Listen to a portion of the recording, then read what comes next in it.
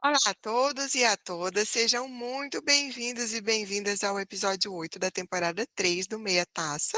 Hoje a gente gravando virtualmente, porque, enfim, é o que deu. E nosso tema de hoje é bastante atual e eu acredito necessário ser debatido. Então, vou jogar aqui para vocês a temática e perguntar o que cada uma pensa. Amizade de baixa manutenção. Você acredita, Fran? Não, né. Na internet isso aí surgiu, parece como um meme, as pessoas relacionando aí como uma história de não conseguir responder o WhatsApp, eu sou de baixa manutenção, respondo uma vez a cada uma semana, e de repente surgiram pessoas árduas defensoras, assim, de que elas são de baixa manutenção. Eu queria saber como é que isso ressoa para vocês, assim. Olha, gente, eu fico me perguntando aqui, será que a gente precisa mesmo de ter relacionamentos de baixa manutenção, né? Ah, nossa, não preciso responder, não preciso fazer isso ou aquilo. Ou a gente está tão cansado só que a gente está tentando racionalizar isso para tornar algo que as pessoas acham, não, olha, racionalizou, é porque o mundo é muito diverso. Eu acho que, para mim, a amizade de verdade não é sobre eficiência, ela é sobre presença, e é de verdade, presença e afeto. E a gente não consegue isso com baixa manutenção. E é engraçado, né, que esse conceito de alta, média ou baixa manutenção, é isso se aplica a tudo na nossa vida. A gente não consegue ter um carro e dar baixa manutenção nele e ele ser eficiente. A gente dá manutenção no cabelo, a gente dá manutenção no corpo. Aí você imaginar que, ok, a gente tem uma quantidade finita de recursos, né, para gastar todos os dias e, de repente, eu vou economizar esses recursos nos meus relacionamentos, eu acho que é uma visão um tanto produtivista, neoliberal, e que não faz sentido e realmente não se aplica ao campo dos afetos. Acho que é exatamente esse o ponto, assim, a lógica produtivista, assim, a manutenção, algo que é dos objetos, dos produtos, da lógica da indústria aplicada aos relacionamentos, assim, será que a gente não está cansado demais? A gente não está com um cansaço crônico e isso é um sintoma da sociedade atual, Gente, eu né? estou cansada demais do WhatsApp, eu confesso. Eu também estou cansada do WhatsApp, mas aí a gente faz uma seleção também, né? Porque quando a gente pensa nessa questão de, bom, tudo eu vou justificar, como virou essa piadinha, esse meme, e as pessoas defendendo isso, eu realmente também penso, quando a gente falou nessa pauta, Fran, eu acho que quando a gente pensa em tentar medir a amizade pelo esforço que você faz, porque se é seu amigo mesmo, você pode não responder naquele momento, naquela hora, mas se você é seu amigo, você sabe o que essa pessoa está passando, você conhece ali o contexto, né, o pano de fundo do que ela está vivenciando, e você pode estar até cansada, porque eu acho que a gente vive cansado mesmo, mas você vai conseguir fazer isso, porque isso é uma relação humana, e não uma relação produtivista, né, que esse mundo neoliberal quer trazer para a gente, e você vai ficar medindo, ah, não, mas ela sabe que eu sou de baixa manutenção. Não tem amizade que suporte isso, né? Porque se é amigo, você espera uma mão, um abraço, um afeto, mesmo que não seja na mesma hora, no mesmo tempo, mas ele vai vir. Lu, A Lu colocou uma coisa importante aqui, né, da relação do: "Ah, estamos todos cansadas", né. Você acredita nisso? Esse cansaço é meio um mal, pós-pandemia, ou sei lá se a gente já estava cansado antes da pandemia também. então, o Han, ele coloca lá no Sociedade do Cansaço, eu acho que a gente tem citado muito ele aqui no podcast, né. Uhum. Ele fala que a gente vive uma sociedade do desempenho e da autoexploração, né, em que o indivíduo ele é, ao mesmo tempo, agressor e vítima. Então a gente é vítima dessa sociedade que exige da gente esse desempenho, essa resposta constante do WhatsApp, essa presença constante nas redes sociais, por exemplo, eu estar antenada em todos os memes, eu dar notícia de todas as séries, de não sei o quê. Dá um exemplo, assim, as pessoas estão todas me perguntando se eu já assisti Adolescência, e agora que eu comecei a assistir. Eu não assisti e nem Eu vou. também não. Não, gente, eu vou, eu tô criando coragem, na verdade. Não, é assim, é menos pesado, assim, é É, difícil. né, não é bom de assistir, mas eu acho que é importante. Mas acho que o X da questão é esse, assim, essa pressão pela produtividade, esse esgotamento físico e emocional, que está deixando pouco espaço para a gente ser humano, né? Hum. E faz parte do ser humano o cuidado com o outro. É uma pressão para ser produtivo, é uma pressão para ser eficaz o tempo inteiro. Mas eu queria pedir para a Lu explicar para quem não entende bem o conceito de neoliberalismo e por que a gente está falando que é uma visão neoliberal das relações. Eu acho que isso é importante. Sim. Bom, a gente tem vários autores, né, que vão trazer o contexto qual é o significado do neoliberalismo, mas o neoliberalismo é sim um pensamento de uma lógica produtivista e ele transforma as relações que a gente tem, né, em relações que passam a ser vistas como transações, nessa uma lógica de eficiência, uma transação. Então, o neoliberalismo vai medir qual que é a demanda que você tem de esforço, né, que ela tem que ser inferior ao que você vai ter de resposta, porque senão você não produz um resultado. Então eu preciso investir pouco para ter um resultado positivo, bom, né, quase um lucro, eu tenho que lucrar. Agora, como é que a gente vai lucrar e ter eficiência num relacionamento? Se meu amigo precisa de mim, não, deixa eu ver, ele precisou de mim 3 vezes esse mês, eu só precisei dele uma, nossa, não está dando para levar essa relação. Eu estou ficando em débito, ele está ficando com saldo maior que o meu. Né? Isso não é uma relação que seja, né, humana. É uma relação que sim, pode ser produtivista. Né? E olha, sim, eu vou investir pouco e vou ter um resultado melhor ali na frente. Isso é uma relação. Estou querendo colocar assim, dados É numéricos. quase calculando o ROI, né, gente, da amizade. Exatamente, né? E aí, como se a gente fosse um bem, né? Eu estou dizendo, eu calculei como ganho e o que é investimento menor e um saldo maior, porque é uma relação de bem, né? Eu compro um bem com preço que eu tenha lucro, né? E aí, Uhum. para mim, essa é a melhor explicação para explicar o que esse neoliberalismo traz para a gente enquanto afetos, né? Relação de afeto. Eu E, fico contabilizando. e é um ponto que eu tinha pedido para a Camila comentar, que é exatamente isso. E aí, como é que fica? Acho que é bastante sintomático a gente ter algumas questões assim. Uhum. Pessoas envelhecendo e querendo ser muito forte, muito produtivas e demonstrar uma eterna juventude, né? E um certo horror a crianças também. O que isso tem a ver com esses relacionamentos que demandam tempo, muito dinheiro e não tem retorno garantido, que é idoso, criança, pessoas doentes? Então, amiga, isso aí é quando o ROI não está acima de 100%, entendeu? E nunca vai estar, né? Se você pegar a relação que a gente tem de cuidado com crianças, com idosos, a gente está citando esses dois grandes grupos, né? Mas é claro que existe aí uma série de outros possíveis também, mas só generalizando. Primeiro, a conta não fecha porque a grande maioria das pessoas que cuidam são mulheres. E a gente já vem com uma rotina que é puxada, né, que é pesada, que demanda aí uma série de economia de recursos em várias áreas da vida.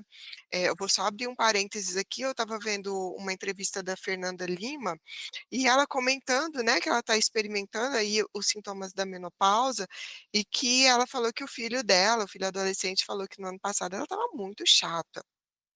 Aí, gente, eu comecei a pensar, né, olha como os ciclos femininos, dentro da lógica produtivista neoliberal, eles são totalmente desrespeitados. A gente trabalha e é cobrada por eficiência e desempenho, no período menstrual, né, com TPM, sem TPM, com cólica, sem cólica, mas existem variações ali hormonais que são fortes e que a gente tem que simplesmente segurar e vamos lá, né, vamos Vamos lá. entregar. A Uhum. gente é cobrada quando está gestante, então se você deixa a peteca cair, se você é pega, sei lá, cochilando, meu Deus do céu, caiu o mundo, essa pessoa pode ter certeza que ela vai voltar e ser demitida. A gente é cobrada na licença maternidade, então você volta da licença maternidade, já tem que estar naquele gás de o que que aconteceu, o que que eu tenho que fazer, o que que eu tenho que pegar. A gente é cobrada na menopausa, a gente é cobrada pré-aposentadoria, quando você já está cuidando, então, dessas outras pessoas que cuidaram de você, né? Muito provavelmente seus pais, seus avós, que sejam. Então, assim, recai sobre as mulheres eh, essa. E aí eu vou falar peso, porque a gente também não pode romantizar, né? O peso desse cuidado sozinho. eu acho que ok, se você consegue dividir isso, entre a família, mas é cada vez mais raro, porque a gente se desloca, né, a cada dia mais do conceito de tribo, de comunidade, e é o eu sozinho mesmo. Então isso é cobrado de nós. É um investimento de tempo, de recurso, de afeto, de carinho, que de fato e não é obrigação de ninguém te devolver isso, então é o ROI que é abaixo de 100%. E tem outra questão, né, que eu vejo, é que quais são as 2 opções para isso? E que foi também pontuado aqui na nossa pauta. Ou você tem o abandono, porque essa mulher que cuida, ela simplesmente não tem condições, e aí a gente fala inclusive de condições psicológicas, né, ou materiais que sejam, ou você tem a institucionalização, então eu vou colocar em algum lugar, ou numa creche, ou então eu vou colocar numa casa, de repouso, porque eu preciso de ajuda. E aí, ok, se eu tiver os recursos financeiros para isso e conseguir escolher um bom lugar, vamos lá, né, é o que dá para ser feito. E me lembrou muito, sabe, só voltando nessa questão de que no final das contas quem cuida são as mulheres, aquele filme com a Julianne Moore, é Alice, né? Uhum. E ela tá ali no auge da carreira e ela começa o filme correndo ali no campus da universidade, e muito rapidamente a gente percebe que ela tá com Alzheimer, uma doença progressiva que para ela é muito rápida. Gente, o primeiro a abandonar o barco é o marido. Sabe, e aí institucionaliza, se coloca ela numa casa de cuidados especiais, e você vê que a única pessoa que mantém o vínculo, que se preocupa em nutrir esse vínculo, é a filha, com quem ela nem tinha um bom relacionamento. Então, de uma maneira ou de outra, recai sobre as mulheres, e sim, a gente precisa também começar a pensar na nossa velhice, em como a gente quer viver isso. Existe hoje também dentro dessa lógica neoliberal a questão da reprivatização da velhice, ou seja, cabe a mim, a você, Fran, a você, Lu, não cabe ao Estado. Então, o nosso bem-estar enquanto pessoas que vão envelhecer, né, e quando estivermos idosas, é totalmente da nossa conta. A gente tem que ter dinheiro para fazer procedimentos, para se manter bem, para fazer exercício físico, para pagar plano de saúde, porque o Estado cada vez mais lava suas mãos e nos deixa sem recurso para isso. Camila, mas aí eu quero até fazer um parênteses, que a gente comentou aqui na pauta, e eu acho importante a gente falar, que isso está sendo dito, né, de forma assim, você está falando para subliminar, mas essa ideia, então, tão mercantilista e tão neoliberalista de que o autocuidado agora você gere tudo, daqui a pouco até as crianças vão ter que se autogerir. Nasceu, Sim. querido, vai cuidar da sua alimentação, fofinho, tá na hora de trocar o leite pela sopinha, né? Desculpa a brincadeira, mas é quase isso, É porque quase isso mesmo. É. então você fica aí pensando, né? Ainda não chegamos a tanto, mas sobre toda essa lógica, como é que a gente combate isso, Camila? Porque você acabou de dizer, hoje, por acaso, eu comentei com uma amiga, o quanto o sistema de trabalho, né, que a gente vive hoje, que avançou muito em alguns pontos, sim, mas que a gente hoje é, quer passar e eu vejo muito na internet, passando para os jovens a ideia de que, por exemplo, ser CLT não vale nada, é porque você não é uma pessoa empreendedora, porque Uhum. como assim? Você não é empreendedor, não tem capacidade de se manter sem ter alguém pagando direitos trabalhistas para você. Gente, isso é a lógica também do neoliberalismo. E não que eu tenha algo contra muitos avanços que a gente tem em leis trabalhistas. Porém, como é que as pessoas vão se cuidar e ter tempo de cuidar das outras se o tempo todo, até a morte, ela tem que estar produtiva? Exatamente, acho que esse é o ponto, assim. A gente deu uma volta, a gente saiu da amizade de baixa manutenção e a Uhum. gente falou de vários relacionamentos dos quais nós estamos desfocados porque nós temos que estar produtivos e entregando resultado para bancar a nossa vida o tempo todo. E até nos nossos momentos de lazer, nós somos cooptados para estar rentabilizando plataformas de streaming, rede social, que elas lucram com a nossa atenção e com o nosso cansaço também. Sim. Todos nós já tivemos a experiência de ficar desconectados 2, 3 dias, e falar assim, nossa, descansei tanto. Sim. Não Isso, é? isso, Isso está dentro do... Aí eu só queria pontuar uma coisa, Lu, eu acho que a gente não tem avanços em leis trabalhistas, na verdade a gente vem perdendo cada vez mais. Existe sim uma política também de colocar para essa juventude que o hype, né, é não ser CLT, porque isso tira também de novo das costas do Estado. eh, Esse cuidado que de bem-estar social que devia caber a ele, e aí você passa cada vez Mas mais isso para é a mão coisa de de cada. comunista. E aí, o que que a gente tem hoje como resultado, né? A Organização Mundial de Saúde declarando que a solidão é uma epidemia mundial, global.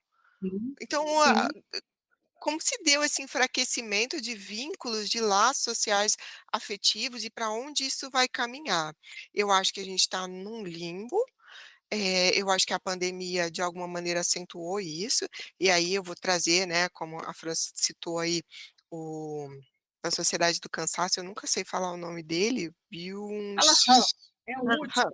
o o Han, Hã. eh, eu acho que ele vai buscar muito também nas ideias do próprio Bauman, né, quando ele fala ali da modernidade líquida, e o quanto essa coisa fluida do a modernidade te pede muita atenção aqui para ser produtivo, para ser eficiente no trabalho, e esvazia os vínculos afetivos, os laços sociais. E aí tem um outro cara que é muito bacana, que é o Richard Sennett, que o Bauman polonês, né, o Sennett é um Uhum, americano, que ele vai trazer num livro dele que chama, acho que é A Corrosão do Caráter, ele vai dizer o quanto o neoliberalismo afeta essas relações pessoais e a construção da identidade. Por que que ele diz isso? Porque ele argumenta que dentro do neoliberalismo, essa questão da instabilidade, da flexibilidade do trabalho moderno, e aí a gente vai, é claro, relacionar a instabilidade com eu não sou mais CLT, né?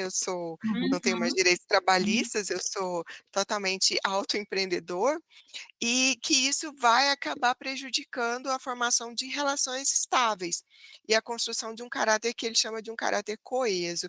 O que que é esse caráter coeso? É você ter ao longo da sua vida alguns objetivos que norteiam a sua vida. Gente, não vou falar norteio. Toda vez eu, né, essa pesquisadora que tudo visa bem, a gente não, ainda tem mais muita... o norte com o Trump, eu não posso falar isso, que direcionam. Então, os objetivos macro que direcionam a sua vida, eles anteriormente, né, a essa crise neoliberal, eles eram mais estáveis. Então, você tinha objetivos perenes, você construía também relações que eram mais estáveis. E aí, por causa dessa corrosão desse caráter coeso, a gente tem também essa fragilização dos vínculos que passam por todas as áreas da vida, né? Passam então pelos vínculos profissionais. Então, eu não tenho mais direitos trabalhistas, eu faço o meu horário, eu faço a minha produtividade, mas aí também, se eu sou um entregador do Uber, desculpa, do iFood, né? Se eu sou entregador do iFood e eu caio de moto, eu me ferrei. Se eu tiver que ficar 6 meses afastado, são 6 meses sem receber nada. Se eu não tiver por conta própria, pagando ali a previdência para receber um salário mínimo, né? Então é muito interessante esse livro dele, eu deixo até como já uma pré-dica, chama Corrosão do Caráter. Camila, e eu queria só fechar dizendo assim, que como a gente está comentando sobre isso, eu tinha falado que eu li um pouquinho sobre essa questão do amor, né? Porque a gente estava falando de amizade, e aí quando na pauta eu estava lendo, eu acho que até para as relações, a gente está falando de amizade, trabalho, está tudo Uhum. envolto desse pensamento neoliberalista, e a gente, essa explosão dessa solidão leva as pessoas até não é nem daquele relacionamento pai mãe que você não veio de um chocadeira, você nasceu de alguma coisa, né? Então você vai ter alguém que cuidou de você e que teoricamente talvez você devesse ajudar em determinado momento, não como obrigação, mas como uma Uhum. troca. Né? Ou dos seus amigos, ou dos seus familiares, etc. Né? Porque você, mais uma vez, dizendo, não nasceu de uma chocadeira, você não tem obrigação de cuidar dos seus pais, mas existe uma troca de relacionamentos que estão sendo construídos porque a gente é ser humano.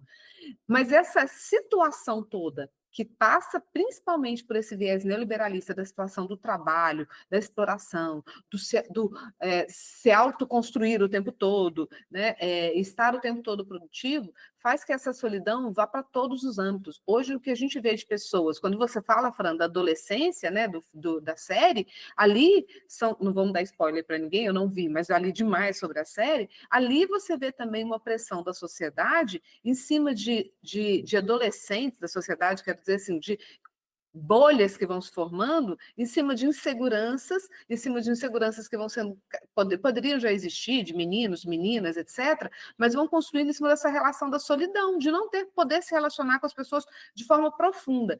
E as relações amorosas vão ficando cada vez mais esvaziadas. Eu achei muito lindo, eu fui ver um pouquinho do livro do Christian Ducker, né, aquele psicanalista, e eu fiquei encantada com o livro dele, que é o da Arte de Amar, quando ele fala que as pessoas, além de tudo, elas estão com tão pouco tempo para poder pensar, porque elas estão cada vez mais com medo, porque elas têm medo de perder tudo. Eu tenho medo de perder meu trabalho, minha saúde, como a Camila bem falou, olha, e se eu deixo de trabalhar? E se eu não estou, e se eu invisto meu tempo com aquela pessoa e não tenho algo em troca?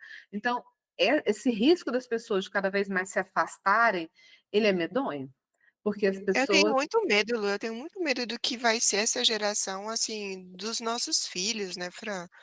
Para o Caetano, para o Benjamin, Acho que para a Inês, eu não sei o que esperar nesse sentido. eu penso que são os pontos assim, né? Como é que a gente pode evitar que essa lógica produtivista invada os nossos relacionamentos? Primeiro, tomada de consciência e essa reflexão, assim, porque é, essa ratoeira está aí e a gente pode pular fora dela. Eu posso fazer algumas escolhas, Então, né? mas de novo, essa reflexão é da nossa bolha, né? Então, mas a gente pode estender essa reflexão via podcast, através dos nossos filhos, através dos nossos alunos. Eu acho que, assim, a gente não pode mudar a humanidade, mas acho que a gente Não. pode fazer algumas reflexões, né? Combater essa mercantilização das relações, como a Camila bem pontuou no começo, exige políticas públicas, né?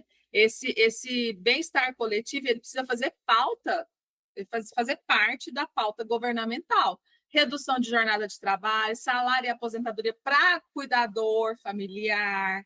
Então, sua tia, sua mãe, nós, quando nos ausentarmos das nossas atividades por algum motivo para cuidar de um familiar doente, a gente precisa receber um salário. Isso Sim, precisa constar na nossa aposentadoria. Licença familiar estendida para cuidar de criança, de idoso, licença familiar, licença paternidade estendida. O cuidado, ele exige políticas públicas também. O Estado não pode jogar tudo nas nossas costas e a gente bancar tudo. Por isso que está insustentável.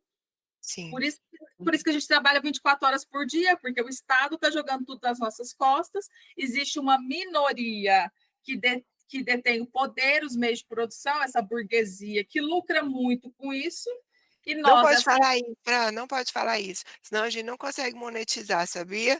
No é, YouTube. A gente não não tem, consegue nem engajamento, ele lê essas coisas, não pode ter ele palavra, lê, Tudo. não pode falar burguesia. existe uma minoria aí que lucra muito com essa maioria trabalhando demais, né? Sim, Trabalhando sim, muito e ausente de direitos, né? Então, quem lucra com a ausência de direitos? Uma minoria que tem muito privilégio financeiro, né? E que vende essa ideia de que o tempo ele tem que ser sempre produtivo. Aí a gente vê as crianças estudando desde pequenas, já os pais almejando o futuro dos filhos. Lá, né, ele estuda mandarim com 5 anos, porque no futuro, cara, com 5 anos ele não precisa de mandarim, ele precisa de brincar, ele precisa de espaço livre para brincar, ele precisa de mais nada disso, né? De verdade mesmo, ele não tinha nem que estar indo para a escola, ele tinha que estar socializando e brincando. Mais nada, ele tinha que estar tendo arte e tal, mas nada além disso. Né? Então, assim, como é que a gente combate isso? Quais são os pontos que a gente pode trazer para evitar que essa lógica invada o nosso dia a dia? Olha, eu acho que a gente tem que compartilhar responsabilidades, como a gente já falou aqui, né? E pelo menos, já que é pauta, eu acho que a gente tem que começar a falar para as pessoas com quem a gente se relaciona, pensar nesse cuidado compartilhado com crianças, né? Então, ajudar, estar presente com as pessoas da nossa relação, com os idosos, com as pessoas na sua família, na sua casa, com seus amigos. Então, assim, vai fazer uma visitinha para alguém? Tenta ajudar. né? Aquela coisinha básica, vai na casa do seu amigo, leva um vinho. Aí eu estou falando da minha bolha, tá, gente? Mas ajuda, lava uma louça. Eu estou falando de pequenas ações na sua casa, para a gente poder se conscientizar, porque esse egoísmo, ele está penetrando os nossos corações. Sim, Eu, a Fran colocou inclusive uma questão aqui, né, de que, a gente cresce com essa lógica também de que tempo é dinheiro. Eu lembrei muito de uma fala do Antônio Cândido, um professor e sociólogo brasileiro maravilhoso, que ele vai falar assim, a gente tem que entender que tempo não é dinheiro, né, essa é uma brutalidade que o capitalismo faz, como se o capitalismo fosse senhor do tempo. Então tempo não é dinheiro, tempo é o tecido da nossa vida. Que lindo.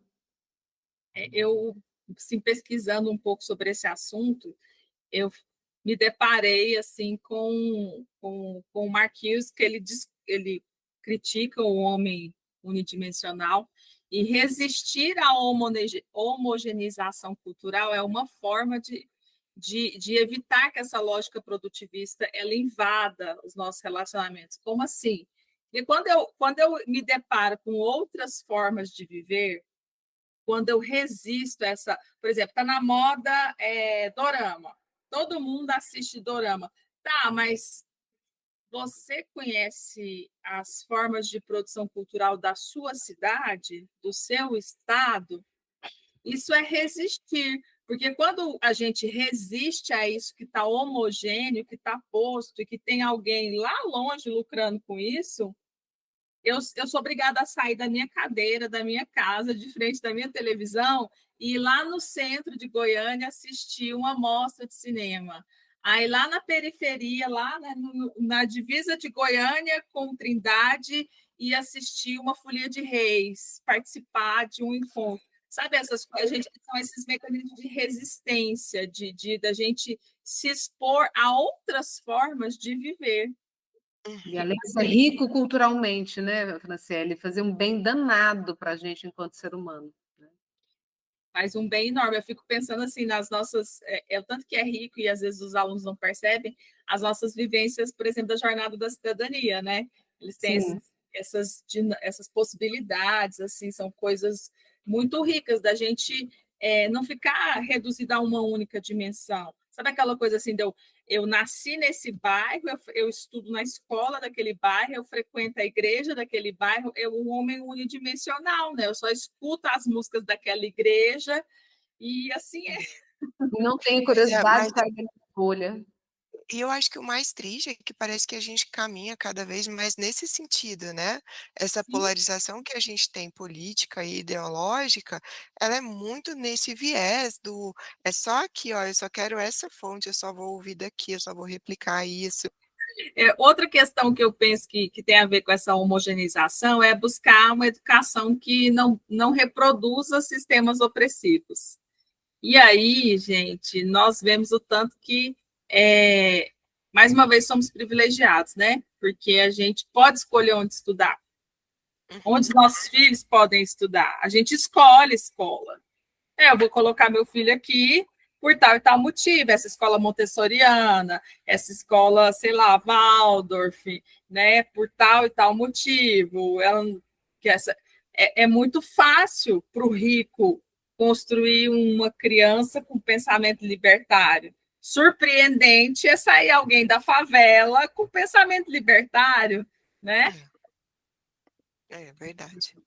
Não é um Meninas, e aí vamos para as nossas dicas? Hoje a gente vai tentar dar dicas práticas para a gente cultuar assim, essa fuga, essa resistência, para a gente ganhar mais nas nossas relações mais significativas ou não?